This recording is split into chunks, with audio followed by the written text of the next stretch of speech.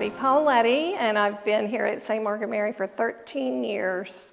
It means my favorite pastime, first of all, but it means silent worship before the presence of Jesus in the Eucharist, his whole body, blood, soul, and divinity.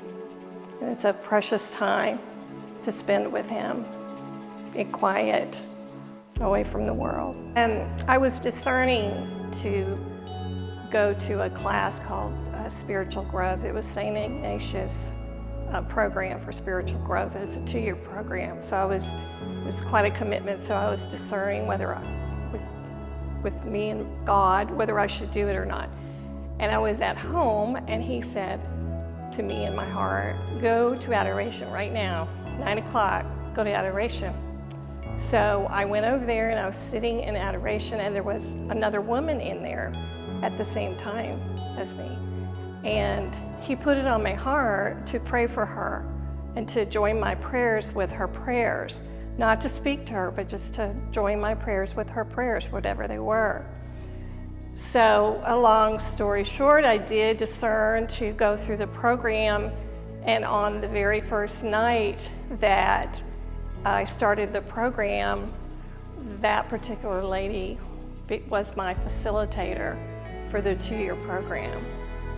And it was just such a confirmation to me how God is always there, and he just provides. And when I listen and I follow direction, that he will provide me with that. And that's one of actually many stories that I've experienced. When I'm in adoration, I have so much more clarity about things that I am discerning to do than when I'm at home praying. I think it's because I don't have the distractions that I have at home. So, in particular, he will put on my heart not only to decide on things, but also he will pop things in my head that he wants me to do. And one of the things that he wanted me to do was gather a group of ladies together to start a Seven Sorrows ministry in my home. And so we did that, and after a few years, that ministry has grown in different ways. It has branched out and become new ministries. And so I love the idea that he talks to me when I'm there.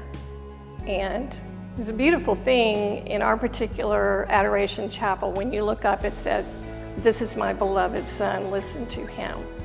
And I often have sometimes my head down in a book, reading passages and things like that, and my brain is going in every which way direction. But when I look up, I see him there, and then I see those words, and I relax. Brings me comfort. Well, I definitely would say the number one thing is more peace. I have that fruit of the Spirit of peace in my heart about knowing that I have a place to go if I want to get away from the noise of the world and just to talk, but also that peace knowing that there is someone there that is listening to me and cares so much. And that peace has carried over to friends and family. You know, I've had people tell me that they feel peaceful when they're around me. And so I know where that's from. That's not me, that's Jesus. Through me, I pray, and that's what he wants for us in the world, I believe. It's just for us to be vessels of peace for him. But I would say another fruit, which is really, in my opinion, the hardest one, and it's also listed as the last one, is self-discipline.